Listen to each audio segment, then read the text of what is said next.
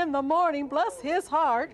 And Dr. Phil Thompson, oh, that's right. He keeps telling me not to call him doctor, but anybody who's worked as hard as he has is Dr. Phil. So come on up.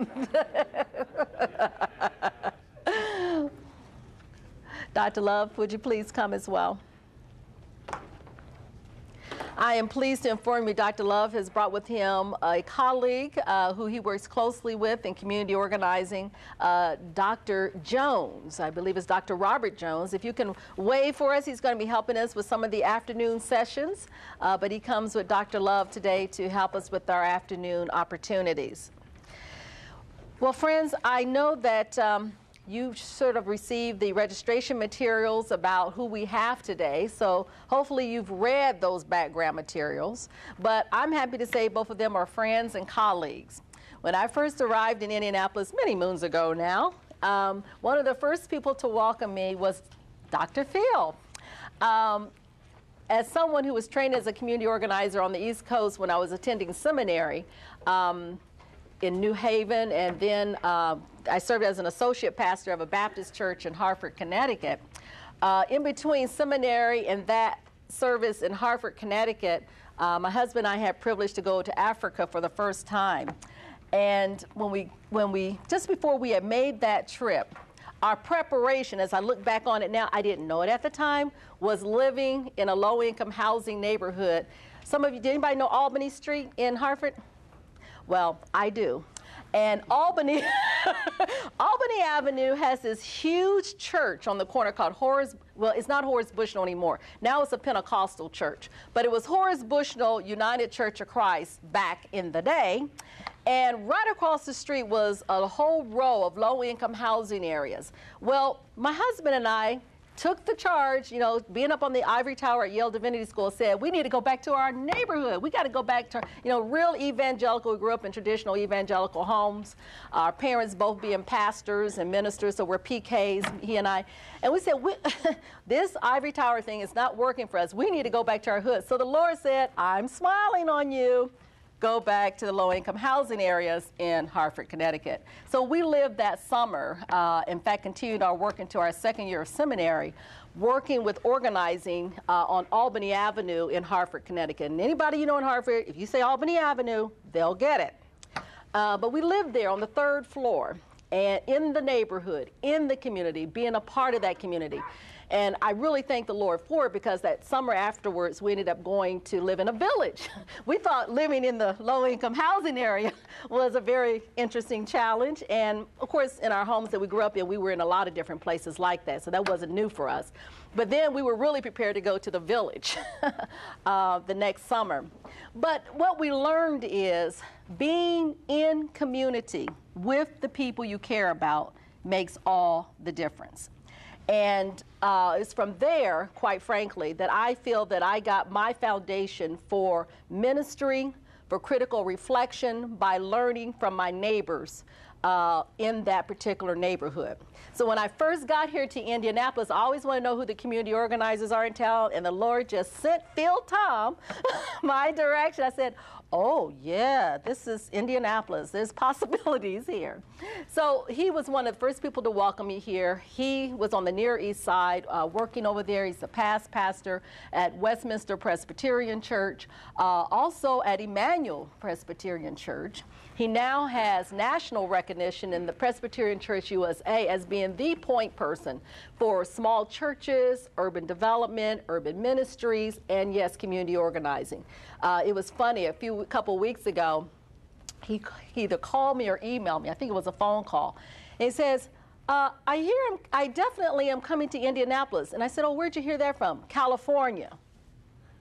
Not even Indian, I mean, that's the kind of network that he's a part of. But he comes to us as one who knows Indianapolis already, who understands organizing, is a man of deep faith. His daughter is, I think, a community organizer now, right? So, you know, he's even teaching his children. In fact, she was one of the organizers for the Obama campaign, I think it was. But anyway, just a real man of faith, a wonderful husband, father, and leader at the national level. And he's taken time to drive up from Louisville, Kentucky, from the national headquarters of the Presbyterian Church USA to join us for this day. Not only because I think we're friends, I think we're good friends, but because he loves Indianapolis, and he loves the Lord, and he loves his people. So Phil, we thank you for taking time out of your very busy schedule to be here today. We also have with us a dear colleague, the Reverend Dr. Alvin Love. Dr. Love is probably known from some of you Baptist folk already, who may be part of the National Baptist Convention like I am, as our, are you still, I think, still, the state president of Illinois, state Baptist president? Anyway, he was the head of the Baptist Convention for the National Baptist for the state of Illinois. How many years? I think it was 6 years. 6 years. And he also is the leader for the National Baptist Convention USA for our Topics Ministry. And the Topics Ministry is, you guessed it, trying to move our national church into the 21st century with technology. He's a tech guru as well. And he knows how to use technology for the purposes for which we are gathered here today with community organizing. He also is with the group that is mentioned in the bio of, I think that's a group you started, isn't it? Community Development, the Community Development, yeah, right, Foundation Project. And this is, again, faith-based driven of community organizing and community development in Chicago. I know he'll tell you more about that, but had the vision to work there in that community and to bring together residents, to bring together the faith community to make substantial changes in Chicago, and to build a faith-based network up there. In fact, he's one of the people I consult as the Federation is moving forward with this concept of faith-based networking. They've done it up there. And theirs has been more on advocacy, but he and I are in close consultation even around the development of where the Federation is going, which is in your packet, I might add. Please take a look. If you're not a member, this is a good time to join. Just a little commercial there on the side. But he brings national experience. He's working with the faith-based initiative relative to even our president, President Obama. He has had a rapport with him over the years and has been a colleague together in terms of organizing there in Chicago. So we welcome the Reverend Dr. Alvin Love, colleague and friend, who has driven through the highways and byways since 4:30 this morning to be with us this morning. So blessings to both of you for coming in for this day to join us. I am going to leave you now to your leadership. Dr. Love will come to us first.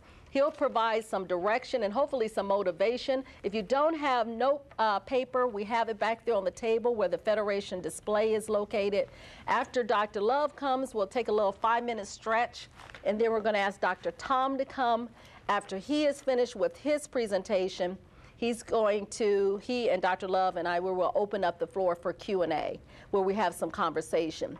This afternoon, after the networking luncheon, we're going to spend time actually engaging some initial exercises about what community organizing is, doing some casework, doing some relational kinds of things, just to give you an idea of what we're really talking about here. And just as Reverend Ross has said, at the end of this day, we are looking for, hopefully, people who really want to be organizers. This, I just need to tell you now, if you don't know, this is not going to make you an organizer today, okay? I went through a deep series of training to become an organizer, and so did these brethren. Today is to give you an idea of what we're talking about. And if you want to take it to the next level, the Federation is prepared to take us to that next level. So I think we need to be really clear about the objectives today. You need to know what we're talking about, get an idea, what it feels like. From a faith perspective, there are different perspectives on what organizing is. This is really faith-based community organizing, and it is theologically driven as well as some would say power-driven, but I'll let them talk about all those nice things. But we are looking for sign up for the next steps and working with our Residence Council in building relationships going forward. So God bless you. Thank you for being here today.